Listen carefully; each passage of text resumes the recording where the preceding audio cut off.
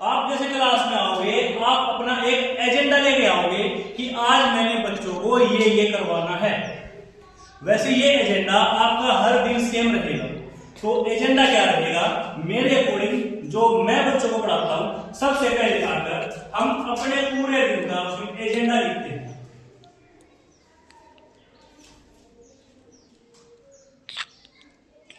Number 1 M, हमारे topic का उद्देश्य क्या रहेगा, जो भी मैं पढ़ाना चाह रहा हूं कि मैं कौन सी चीजें चाह रहा हूं कि आज मेरी क्लास में बच्चे ये सब सीख सके, तो उसके बारे में थोड़ा सा ओवरव्यू दिया जाएगा।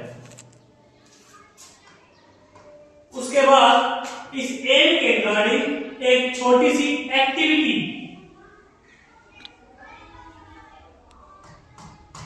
बच्चों को करके दिखानी है, जिससे उनकी क्यूरियोसिटी जगे उस टॉपिक के रिगार्डिंग। फिर तीसरी बात जो आएगी, अब बताया जाएगा उनको इसका कंसेप्ट।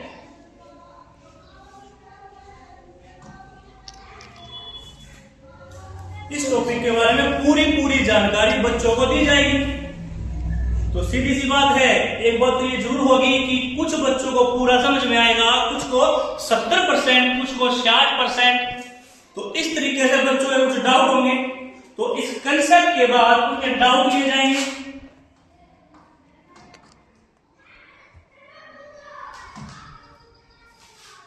तो यहां तक कि मेरी क्लास के सभी बच्चों के डाउट भी कंप्लीट हो चुके होंगे। तो उसके बाद मेरी ओर से बच्चों को प्रश्न दिए जाएंगे। तो इसके बाद आएगी हमारी, आप क्विज बोल सकते हो या क्वेश्चन, या कोई क्वेश्चन आंसर जो बच्चों को मैंने पूछने हैं। अब मेरी क्लास जो है तो वो एक इंक्लूसिव क्लासरूम है, उसमें बोर्ड गिफ्टेड चिल्ड्रन भी हैं, उसमें स्लो लर्नर भी हैं। तो मैं क्वेश्चन का डिजाइन कुछ ऐसा रखूंगा अपने कि 2 क्वेश्चन तो मैं पूछूं हायर ऑर्डर थिंकिंग वाले, जिसका जवाब जो बच्चे ज्यादा समझ चुके हैं, जिस टॉपिक को पूरा समझ चुके हैं, उसके बारे में दें। और 2 क्वेश्चन उन बच्चों से पूछूं जो सीखे तो हैं पर पूरा नहीं सीख पाए हैं, और फिर उन बच्चों को मेन बच्चों के साथ जो पूरा सीख चुके हैं उनके साथ जोड़ने का प्रयास किया जाएगा। और 2 क्वेश्चन स्लो लर्नर बच्चों से। तो ये सारे के सारे जो मेरे एजेंडा रहेंगे इस तरीके से रहेंगे। और लास्ट में बच्चों को इसके रिगार्डिंग दिया जाएगा होमवर्क।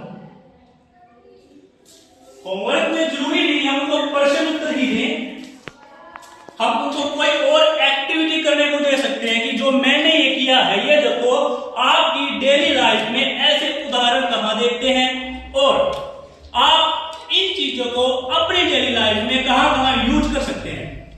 ठीक है। और होमवर्क करने के लिए बोर्ड पर ये अलग सेक्शन बना देंगे।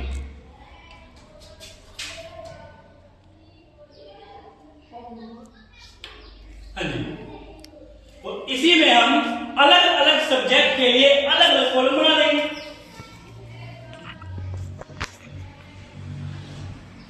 यहां पर हर टीचर अपने सब्जेक्ट का नाम और उसका होमवर्क यहां पर लिख सकता है, जिससे जब बच्चे छुट्टी के टाइम स्कूल में जाए तो वो सब उनके सामने हो। और जो भी हमारा कंसेप्ट चलेगा वो टॉपिक हमारा एम यहां पे चलेगा।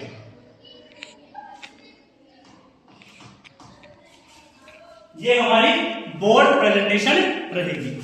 इसके साथ साथ में टाइम और डेट लिखना होता है, पर हमारे स्मार्ट बोर्ड में वो ऑलरेडी लिखा हुआ होता है, तो इसलिए मैंने उसको भी अवॉइड किया है।